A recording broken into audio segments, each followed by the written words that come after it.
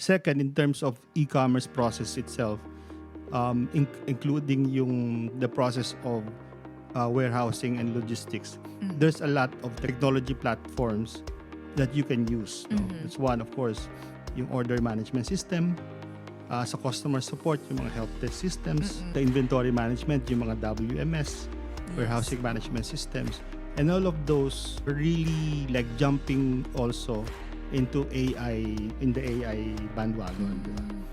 Welcome to the Payo E-Commerce Academy podcast, where we help you with your e-commerce journey. Here's your host, Jen. Welcome back to Payo E-Commerce Academy. Once again, I'm your host, Jen, for today's podcast. E-commerce in the Philippines has exponentially grown in the past years, especially during the pandemic. So if you look around, you will see lots of online stores open up, especially the past 2 years. Aside from knowing what products to sell, it is also important to know where to sell your products. So to touch further into this topic, we invited Payo's Chief Technology Officer, Dennis Hilario, as our special guest for today. Dennis and I will discuss different e-commerce platforms as well as the pros and cons. Right? So, Dennis, welcome to Payo E-Commerce Academy. How are you? Yes, thank you, Jen. Thank you for having me. Yeah, it is a pleasure having you here in the podcast. Yes, thank you. Yeah, can you give us a little bit of a background about yourself? Yes, sure. Siguro, yeah. So a little bit of a backstory, no. Basically, I started my career as a developer. Siguro about 5 to 7 years. I was as in hardcore programming yung ginagawa ko eh. Okay. Yung my I first see. 7 years in my career. Then after that, for some reason, na-direct ako sa business. So sa business, I learned sales, I learned marketing, Interesting. even operations. But most of the things that I have done is connected sa business process automation in all aspects of business process. Like I said, sa sales, for example, in a distribution business, meron silang inventory management, may procurement see. management, up to accounting. So for the longest time, yun yung More on the ginagawa ko. business More processes. business process automation. And then of course, nauso na yung e-commerce.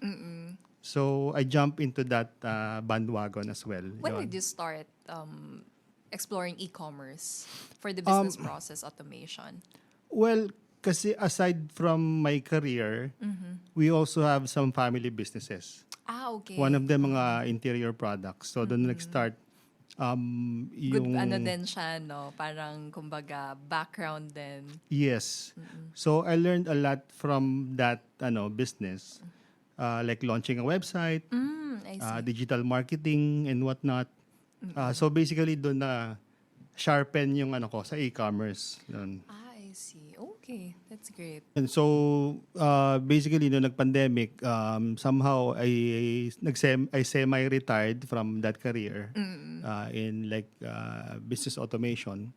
But I still am interested with in the e-commerce industry.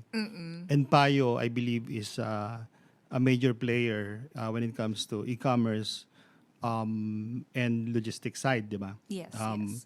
So hence, I decided to join Payo mid of last year as a CTO. And I am really, excited about the technology that we are implementing in the company. Especially with this particular industry. Yes, correct. Kailangan talaga abreast ka with all the technology stuff, right? Right. Yeah. Okay, yeah. Actually, thank you so much for sharing that. And you're the right person talaga, no, to help us with Sure. this particular topic wherein we will be discussing different e-commerce platforms. Right, Ayan. right. So yeah, let's get right into it. Okay. All right, game. So yeah.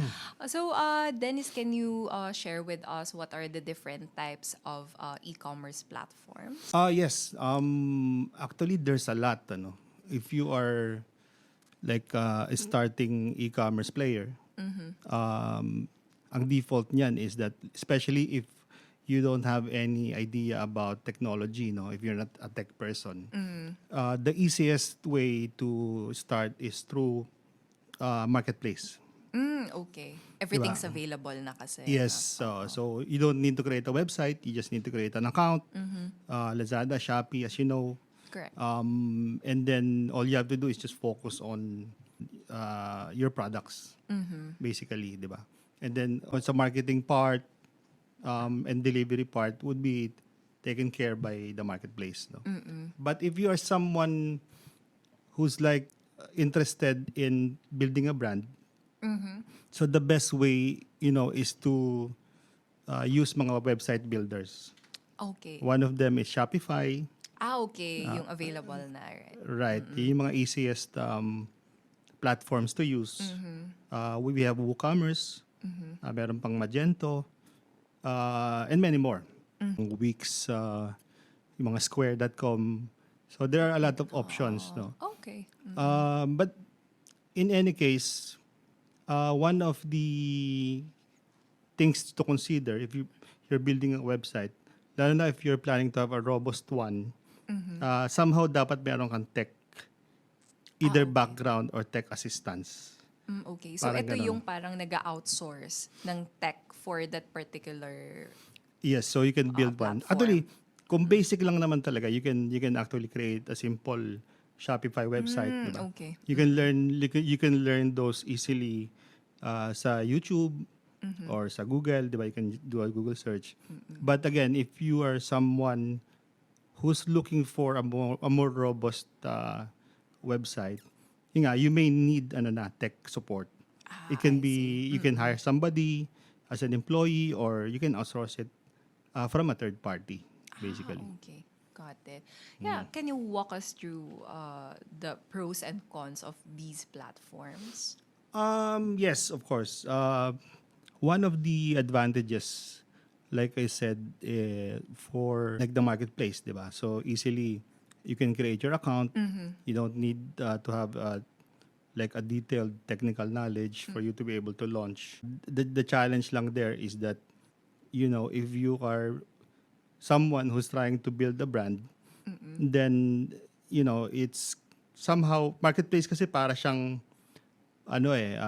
marketplace. Lots of competitors. Lots of competitors Yes. and whatnot. It's very difficult to stand out. But again, if you're somebody who's trying to build a brand, talagang advantage ng your own, like yun nga, kasi pag Shopify, something na you can put a custom domain, like branda.com, brandz.com, something like that.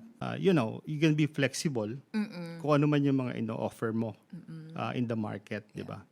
So that's a big advantage if you're building your own website. Is that the one? I'm just curious, no? Ito yung sa website, yung pwede kang maglagay ng mga add-ons mo. Like you can install lots of applications. Mga plugins. Plugins, correct. Right. Kasi like for example, one plugin is, if you want to incorporate payment methods, di ba? By default kasi ang easy payment method to install is cash on delivery. Yes. Of course. And then, yung PayPal, yung mga self-service payment method. Now, if you want to accept, for example, local credit cards or e-wallet, you can opt for payment gateways kung tawagin. No? One of them is, one of our partners is Sendit. Okay. At yung payment gateway is a separate service. Just to clarify, So we have the website builder and then we have the payment gateway. Yung payment gateway, you should be utilizing that service so that you have the ability to accept mga Payments. local debit card, credit card, and e-wallets, di ba? Yun. So, of course, yung service na yun, it comes with a fee. Yeah. So, normally, it's a percentage of the transaction. Something like that. So, that's one. And then, marami pang other plugins. Halimbawa, you want to incorporate mga email marketing. Right. So, every time may nag-add to cart, pwede mo siyang i-retarget sa email. Newsletter. Yung mga newsletter, so that you are reminded na, this is brand A, you may want I to see. reconsider and whatnot, di ba? Something like Okay, that. That's nice. Parang siya customized. Exactly. if you're going Yes. to use the website. But would you recommend using different platforms, like you have one website and then you are also maximizing your marketplace? Yes, and I think most of the players in the e-commerce are also somehow doing that approach. Kasi meron talagang, especially if your target market is really, a customer of the marketplace. Obviously, it makes sense to be existing in all channels, Yeah. 'di ba? You Even get to tap right, a wider market. exactly. Even yung mga social media, for example, you can, kumbaga, as much as possible, again, if your market is, sabihin na natin for everyone, it's like a mass market, it makes sense to, be existing in all the channels, parang gano'n. I see. You think may disadvantages ba if you're going to maximize everything, like with the cost? Um, I think it's advisable not to do it right away, kumbaga, Correct. all channels all at the same time, di ba? It should be a gradual trial and error approach. Test di the ba? waters first. Parang test the water, no? If you ask me if I'm going to start a business, ako kasi may bias because I have technical knowledge, di ba? I'll be starting on building and launching my own website first. Okay. So once I have explored or exhausted, all efforts dun sa website, then that's the time I might consider another channel, something like that. One at a time, di ba? Dennis, actually, that's a good insight, right? Especially for startups, no? Kasi maraming nakukonfusan ba kung magsisimula, right? Kung sa social media, marketplace, or website. Right. So, if you have, like Dennis, meron kang tech advancement, then better yet, create your own website. Yeah. Right. Especially if you're building a brand. Yes, exactly. Okay. Right. So, in line with that, no, what are some of the emerging tech advancements in relation to these different e-commerce platforms? That's a good question, ano. Kasi if we talk about e-commerce, sa akin kasi it's always also relevant to digital marketing. I see. I mean, it always goes together, di ba? It doesn't make sense na you're doing e-commerce but you're not doing digital marketing, di ba? So, yung tech advancement, let's say sa digital marketing, there's a lot. Like as you know now, may ChatGPT, Yes. we have AI generated images and even videos and whatnot. So those things are right now, again, as you know, talagang nagtitrend. One of the advantages, especially if, I always say brand building, kasi I always believe na for you to be, to really sell efficiently and effectively, you really have to do some brand building. And the key there is messaging.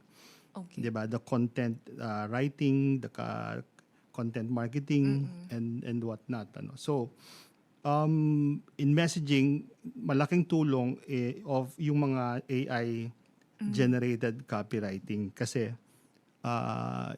easily you can, not necessarily you're relying on them 100%, but at least you'll get more efficient in terms of ideas kasi may mga suggestion na siyang ibibigay sa iyo diba? I see. Everything's convenient na. Right. So of course, would not again 100% rely on that kasi you have to have some touch of heart or puso dun sa messaging mo, diba?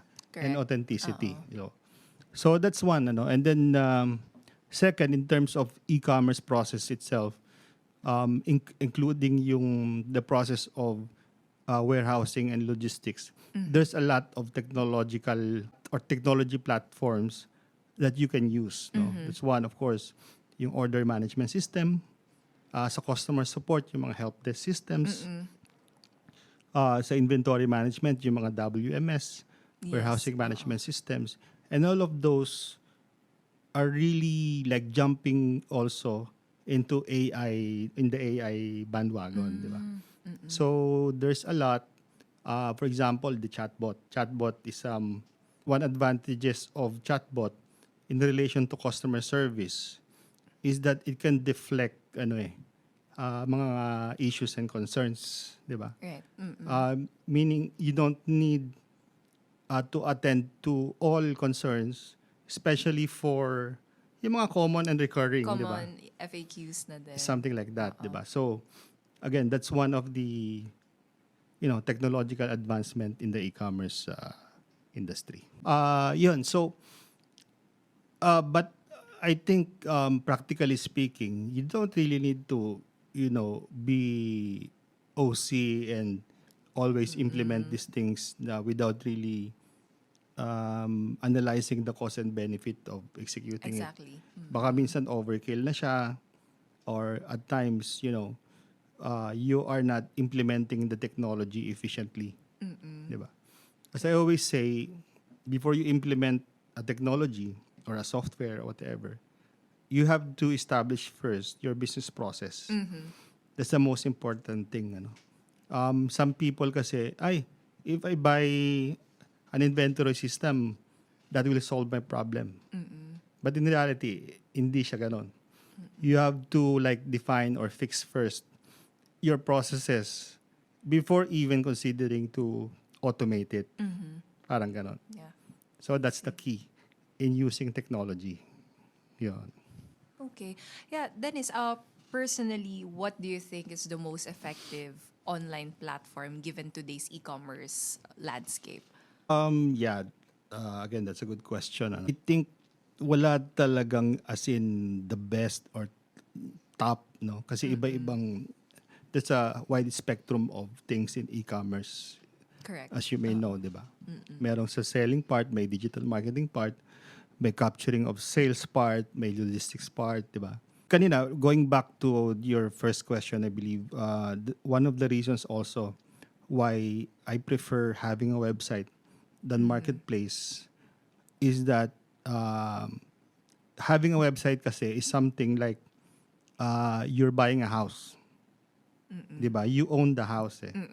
Unlike dun sa if just relying or riding on marketplaces It's like renting. or even social media, anytime they can block you. Di ba? Or penalize you. Yeah. So you don't have Especially with marketplaces. Exactly. So if you're a starting business person, I always recommend to start by having your own website. Parang ganon. And yung website, kasi when you say website, you always think na ano lang to, pages, etc. Di ba? Of course, there's a lot of things you can do in a website. Not only informational, but also transactional. Di ba? And yung na-discuss natin ng mga trends like AI, chatbot, etc., all of those things, you can incorporate it in your website. Di ba? Yun talaga yung parang digital for footprint doon sa business mo.